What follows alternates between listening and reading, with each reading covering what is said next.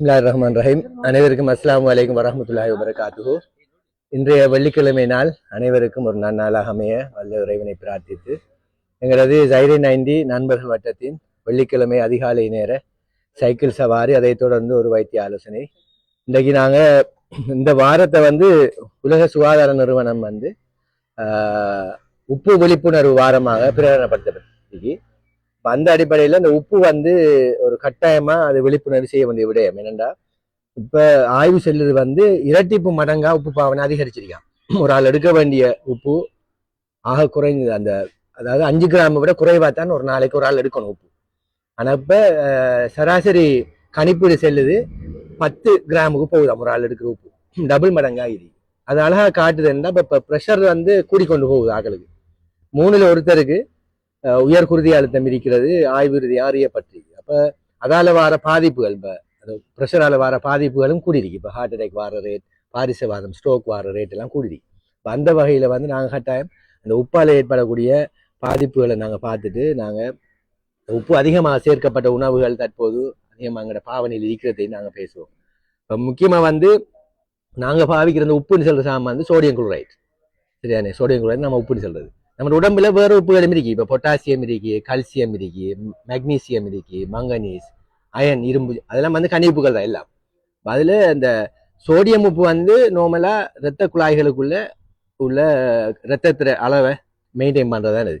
இப்போ உதாரணமா ஒரு ஆளுக்கு ப்ரெஷர் குறைய கொலை, இப்போ ப்ரெஷர் லோவா இருந்தா நாங்க உப்பை கொஞ்சம் கூட போட்டு சாப்பிட சொல்லுவோம். அல்லது கூட சில ஆளுக்கு வயிற்றால போய் அல்லது வொமிட் பண்ணி சத்தி எடுத்து வாந்தி எடுத்து அவங்களோட ப்ரெஷர் லோவா இருந்தா நாங்க ஜீவனி என்ன உப்பு தேசிக்காயெல்லாம் கலந்து ஜூஸ்கள்ல எல்லாம் கொஞ்சம் உப்பு கொஞ்சம் போட்டு குடிக்க சொல்லுவோம். அது என்னன்னா அந்த அவங்களோட ப்ரெஷர் ட்ராப் ஆகல, ப்ரெஷரை கூட்டுது. அப்படி விரைவா நம்மளோட பிளட்ல ப்ரெஷரை கூட்டும் உப்பு. இப்போ அந்த அடிப்படையில முதலாவது பிரச்சனை உப்பை நாங்க தொடர்ச்சியாக அதிகமாக பாவிச்சோம்னா எங்களோட ப்ரெஷர் கூடிக்கொண்டே இருக்கும் தொடர்ச்சியா. இப்போ இருந்தாப்புல ஒரு நாள் எடுக்கிறதுக்கு இல்லை நான் சொல்றது, நம்ம நாளாந்த பாவனையில வீட்டுகள்ல அதிக அளவு உப்பு கொண்ட உணவுகள் நம்ம எடுக்க எங்களோட ப்ரெஷர் கூடும். இப்போ ப்ரெஷர் கூடுறதால எங்களோட இருதயம் ஹார்ட் ஃபெயிலியர், அதாவது ஹை ப்ரெஷருக்கு இருதயம் வீங்க தொடங்குறது. அந்த ஹார்ட் ஃபெயிலியர், கார்டியோ மெகாலி எல்லாம் வருது. அப்போ அது அதால சில ஆளுகள் இழப்பு, நடந்த இழைக்கிறது, மாடியில் இழைக்கிறது, அப்படியான பிரச்சனை எல்லாம் வருது. அத்தோட ப்ரெஷர் கூட கொள்ள மற்ற பெரிய பிரச்சனை பாரிசவாதம், ஸ்ட்ரோக்னு சொல்றது. இப்போ ஒரு குறித்த லெவல், நான் சாதாரண ஒரு ஆளுக்கு இருக்க வேண்டிய ப்ரெஷர் தெரியும் எல்லாருக்கும், 120 மேலுக்கு கீழுக்கு 80. அதாவது ஹார்ட் அடிக்கிற ப்ரெஷர் 120, ரெஸ்ட் ஆகுறது, ரிலாக்ஸ் ஆகுறது 80, இப்படி இருக்கணும். ஒரு 140க்கு மேல போனா நாங்க அதை 140 அல்லது 140க்கு மேல இருந்தா நாங்க அதை சிஸ்டோலிக் ஹைப்பர் டென்ஷன் சொல்லி சொல்றோம். அந்த மேலுக்கு உள்ளது. இப்போ கீழுக்கு உள்ளது 90 அல்லது 90க்கு மேல இருந்தா அது டயஸ்டலிக் ஹைப்பர் டென்ஷன் சொல்றது. அது ரெண்டுலேயும் அந்த கீழுக்குள்ள ப்ரெஷர் கூடப்படா, அது இருதயத்தை பாதிக்கும். இருதயத்தை இவங்க வைக்கிற ப்ரெஷர் கீழுக்குள்ளது இந்த 90ங்கிறது அது கூட விடப்படாது. மேலுக்குள்ளது கொஞ்சம் கொஞ்சம் டென்ஷன் ஆகிக்கொள்ள, கொஞ்சம் ஸ்ட்ரெஸ் ஆகக்குள்ள ஒரு 150க்கெல்லாம் போகும், ஒரு ரிலாக்ஸ் ஆனோன்னு சரியாயிடும். அப்போ அதனால நாங்கள் அந்த அந்த 140 90க்கு கீழே வகை வச்சுக்கொள்ளணும். எவரேஜா 120 வச்சுக்கொள்ளணும் எல்லாம் நம்மளோட ப்ரெஷர். அப்போ அந்த அடிப்படையில் நாங்கள் இதை விட கூடுற டைம்களில் மூளையில் இருக்கிற இரத்த குழாய்கள் வெடிக்கிறதால பாரிசவாதம் ஏற்படுறது.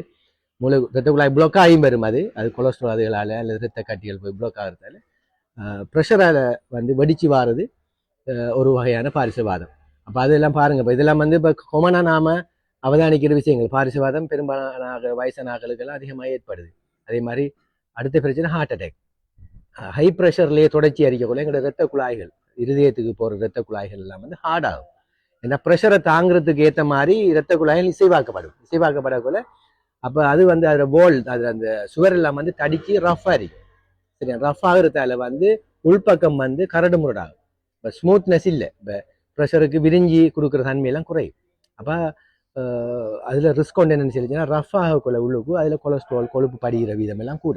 அதால் நம்மளோட இரத்த குழாய்களில் வர அடைப்புகள், அதாவது ஹார்ட் அட்டாக், மாரடைப்பு வரதுக்குரிய சான்ஸ்களும் கூட அந்த உப்பு பாவனையால் வர ப்ரெஷரை பாதிக்கும் நான் சொல்றது. அதே மாதிரி உப்பால் டிரெக்ட் ஆகிற அடுத்த பிரச்சனை கிட்னி பிரச்சனை. அது ப்ரெஷராலேயும் ஹை ப்ரெஷரில் கிட்னிக்கு பிளட் போகிறதாலேயும் கிட்னி வடியில் பாதிப்புகள் ஏற்பட்டு எங்களோட யூரின்ல புரோட்டீன் மைக்ரோ ஆல்புமின் போகிறதுக்குரிய சான்ஸ்கள் இருக்கு.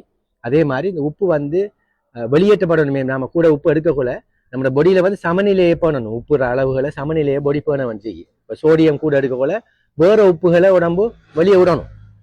ஏன்னா நேராயன்களை வந்து ஒரு லெவலில் வச்சுக்கணும், சமநிலையில் வச்சுக்கொள்றதுக்காக நாங்கள் உப்புங்கிற சோடியம் ப்ளஸ்ஸை கூட எடுக்க மற்ற ப்ளஸ் எல்லாம் வந்து புடைய விட்டு வெளியே போகும். இப்போ கால்சியம் லாஸ் ஆகிற விதத்தை கிட்னி கால்சியத்தை கூட லூஸ் பண்ண தொடங்கும், மெக்னீசியத்தை கூட லூஸ் பண்ண தொடங்கும், பொட்டாசியத்தை உடம்புலேருந்து லூஸ் பண்ண தொடங்கும். இது 3 முக்கியமான சாமான், இந்த பொட்டாசியம், மெக்னீசியம், கால்சியம். இப்போ இது 3 நம்ம பாடியில் வந்து குறைய தொடங்கும் இந்த சோடியத்தை கூட எடுக்கிறார்கள். அதால் பொட்டாசியம் குறைஞ்சா மசில் வீக்னஸ், ஒரே சோறு டயர்ட் மாதிரி இருக்கும். இந்த மசில் ஃபங்க்ஷன் எல்லாம் தசை கலங்கள் இயக்கத்துக்கெல்லாம் பொட்டாசியம் வேணும். அதே மாதிரி மெக்னீசியம், இப்போ மெக்னீசியம் குளிசைகள் வருது, மெக்னீசியம் தூள் எல்லாம் வருது. இப்போ ஹாஸ்பிட்டல்ல எல்லாம் வயசானவர்களுக்கெல்லாம் மெக்னீசியம் பவுடர் குடிக்க சொல்லலாம் கலந்து. ஏன்னா எல்லாரும் மெக்னீசியம் குறைய. இப்போ மற்ற பக்கம் பார்க்கல இந்த சோடியத்தில் பாவனை கூடியது ஒரு காரணம் இருக்கும். என்ன அப்போ அதால வந்து மெக்னீசியம் குறைபாடு கூட்டிட்டு நம்ம அந்த சிம்டம்ஸ்கள் வந்து போர்டில் அட்மிட் ஆன உடனே serum calcium, serum magnesium level எல்லாம் பார்க்கலாம். சீரம் எலக்ட்ரோலைட் செக் பண்ணினோம்னா அதில் சோடியம் பொட்டாசியத்தை பார்க்கலாம். ஸ்பெஷலாக கல்சியம் லெவல், மெக்னீசியம் லெவல்லாம் செக் பண்ணி பார்க்கலாம்.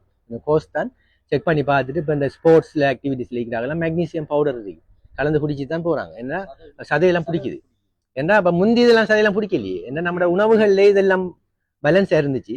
இப்போ இந்த உப்பு பாவனை ஒரு ஒரு ஒரு ஃபேக்டர் ஆയിരിக்கும். அதுவும் மற்ற நம்ம பேலன்ஸான ஃபுட்டுகளும் எடுக்கிறலையே. இப்போ நட்ஸுகள் அதிகமாக சாப்பிட்றதில்ல, அதே மாதிரி ஃப்ரூட்ஸ்கள் வந்து இயற்கையான ஃப்ரூட்ஸ்கள் அதுல எல்லாம் வந்து தாது பொருட்கள் கூட, மண்ணில் இருக்கிற தாது பொருட்கள் இல்லை. இப்போ ஆர்கானிக் இல்லையே, இப்போ இன்ஆர்கானிக்கான ஃப்ரூட்ஸ்கள் தயாரிக்கிறதால அதுல வந்து நாம சொல்ற மாதிரி தாது பொருட்கள் எல்லாம் உறிஞ்சி எடுத்து வாரதுக்கு இடையில பழம் வந்துருச்சால இது அடிச்சு.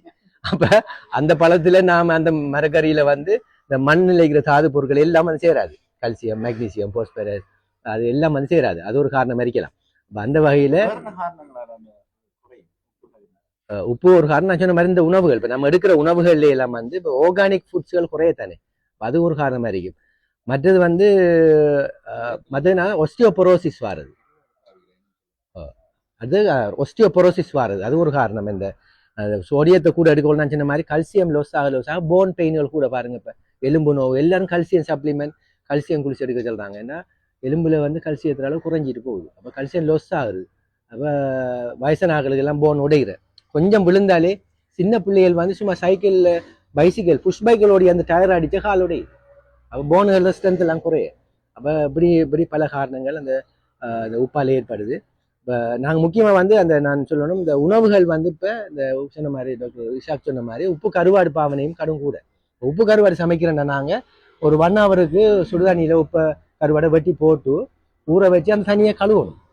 கழுவி உப்பு தன்மையை குறைச்சதுக்கு போகிறதான் அந்த கருவாடு ஆகும். உப்பு கருவாடு ஆக திருப்பி உப்பு போட்டு ஆகப்படா சரியா.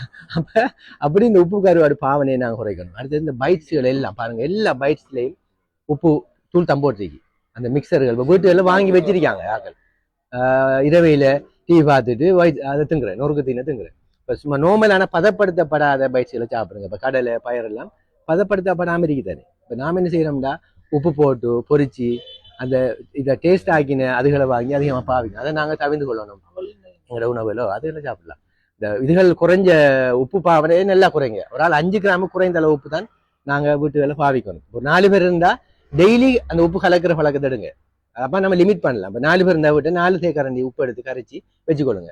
அதைத்தான் அன்றைய முழு சமையல் இரவைக்கு வரைக்கும் எல்லா உணவுலையும் ஒரு கரையில இருந்தாலும் சரி, ட்ரிங்க் கலக்கிற இருந்தாலும் சரி, எல்லாத்துக்கும் அந்த உப்பை மட்டும் நாங்கள் பாவிக்கணும். நம்மளோட ஹதீஸும் சொல்லுது என்னன்னு சொல்லி நபி நாயகம் ஸல்லல்லாஹு அலைஹி வஸல்லம் அவர்கள் சாப்பிட்றதுக்கு முதல்ல ஒரு கொஞ்சம் தொட்டு நாக்கில் உப்பை வச்சு சாப்பிட தொடங்கிருக்காங்க. சாப்பிட முடிஞ்சது ஒரு தொட்டு நாக்கில் வச்சுருக்கேன், அவ்வளவுதான் உப்பு. அப்போ மிச்சம் குறைந்த உப்பை எத்தனை வருஷத்துக்கு முதல்ல, பல ஆண்டுகளுக்கு முதல்ல சொல்லப்படுத்துது சரியானே. ஆகவே நாங்கள் உப்பு பாவனை எல்லாம் குறைக்கணும். குறைக்காட்டி நாங்கள் எதிர்கொள்கிற இந்த இவ்வளவு சுகாதார பிரச்சனை, கொமனான பிரச்சனை நடக்கிறது, கொமனான பிரச்சனை இதுகள் இருந்தங்களை நாங்கள் பாதுகாத்து கொள்ளலாம்.